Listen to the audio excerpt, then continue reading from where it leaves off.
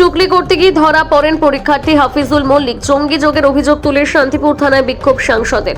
SSC group C পরীক্ষায় mobile নিয়ে টুকলি করতে গিয়ে হাতে নাতে ধরা পড়ল দুই ছাত্রকে গ্রেপ্তার করল শান্তিপুর থানার পুলিশ। গতকাল গোটা রাজ্য জুড়ে এসএসসির গ্রুপের পরীক্ষা ছিল, ঠিক সেরকম শান্তিপুর থানার বিভিন্ন স্কুলে পরীক্ষার সিট পড়েছিল। পরীক্ষা চলাকালীন দেখা যায় Shantipur Sutragarh girls high school এবং ফুলিয়া বিদ্যা মন্দিরের পরীক্ষা চলাকালীন দুই ছাত্র মোবাইল নিয়ে পরীক্ষা দিচ্ছিল। কর্মরত দুই স্কুলের শিক্ষক তাদের হাতে নাতে ধরে ফেলে। এরপর স্কুলের তরফে শান্তিপুর থানায় খবর দিলে পুলিশ গিয়ে দুই ছাত্রকে গ্রেপ্তার করে নিয়ে আসে। আজ তাদের রানাঘাট আদালতে তোলে পুলিশ। জানা যায় এক ছাত্রের নাম সুব্রত বিশ্বাস, বাড়ি তাহেরপুর, এবং অপর ছাত্রের নাম হাফিজুল মল্লিক, বাড়ি হাঁসখালি থানার অন্তর্গত গোবিন্দপুর এলাকায়।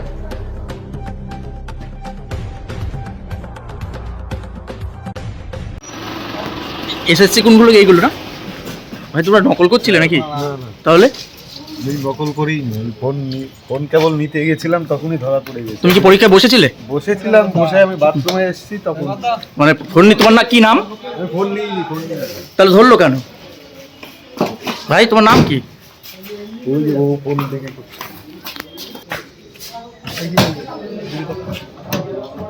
এটা খারাপ করে দেবা। তুমি নকল করছিলে ভাই? পড়ে যাচ্ছে। এসএসসি তে নকল করছিলে? হ্যাঁ, তাহলে ধরলো কেন? কোথায় পরীক্ষা ছিল তোমার?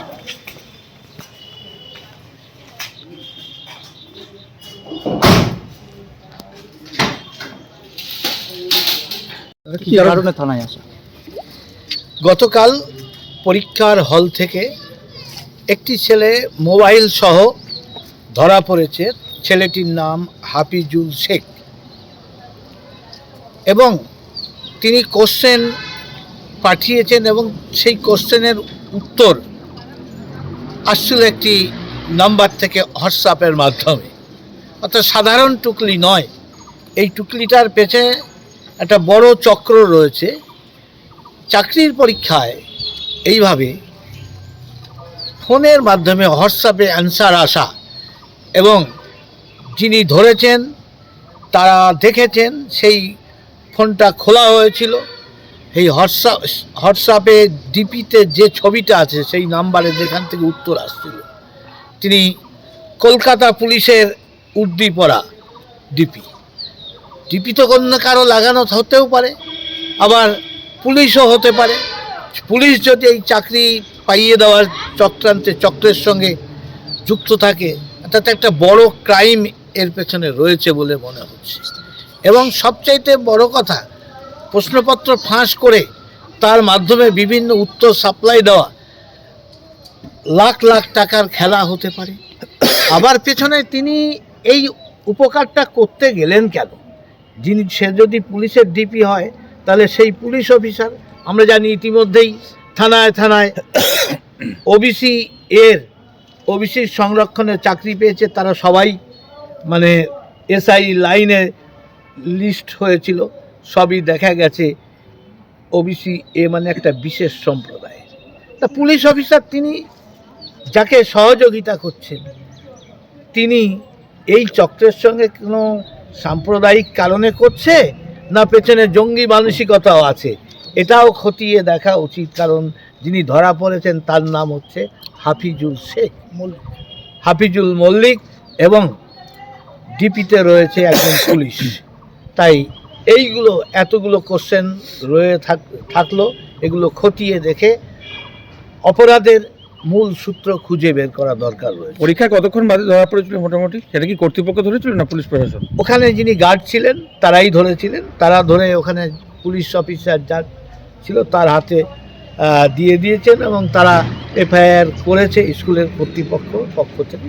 কিন্তু দুজন শোনা গিয়েছিল বা দেখা গেছে একজন সুব্রত। ওই স্কুলে একটাই ধরা পড়েছে, আরেকটি ছেলে যেটা শুনলাম সূত্রাগড়ে, তিনি ওই বারে বাইরে গিয়ে গুগল সার্চ করে উত্তর তিনি জানছিলেন। এটার অপরাধ মাইনর অপরাধ, অনেকটাই কম অপরাধ, কোনোটাই কম নয়, কিন্তু তবুও এটা অনেক কম যেটা গিয়ে নকল করছে। আর এটা এখানে কোশ্চেন আউট প্লাস সাপ্লাই দিচ্ছে, তার আবার পুলিশের ডিপি চেহারা রয়েছে।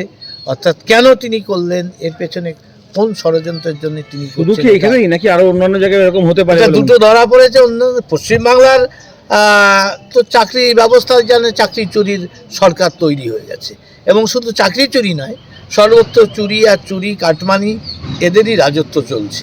তাহলে তাই এদের ভরসা তো করাই যায় না।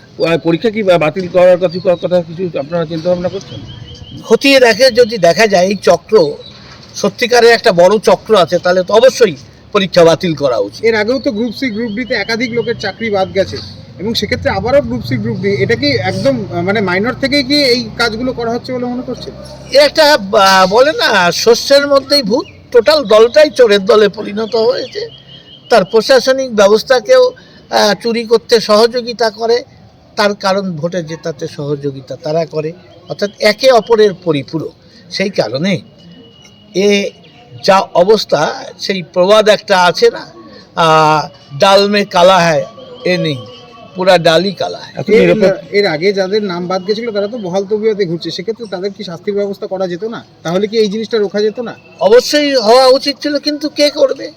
টোটালটাই চোরের দলে সরকার চলছে, সেখানে চোরকে আর কি করবে? কারণ চোরের ভোটের মূল্য যা, একজন রাষ্ট্রপতির ভোটের মূল্যও তাই। সেই দৃষ্টিতেই এখানকার প্রশ্ন। যে নাম্বারটা পাওয়া গেছে তাতে কি ইনভেস্টিগেশন শুরু হয়েছে? আমি গিয়ে অনুরোধ করলাম যে এই ব্যাপারটা যেন এই দৃষ্টিতে খতিয়ে দেখা হয়, হঠাৎ করে সাধারণ অপরাধ বলে ছেড়ে দিলে চলবে না। কার সঙ্গে কথা হলো ভেতরে? মেজবাবু ছিলেন, বড়বাবু নেই, তাই মেজবাবুকেই বলে আসলাম, জানিয়ে এসেছিলাম বিষয়টা যেন সিরিয়াসলি খতিয়ে দেখা হয়। উনি বললেন আমরা তো পিসিতে আনছি, আমরা খতিয়ে দেখব।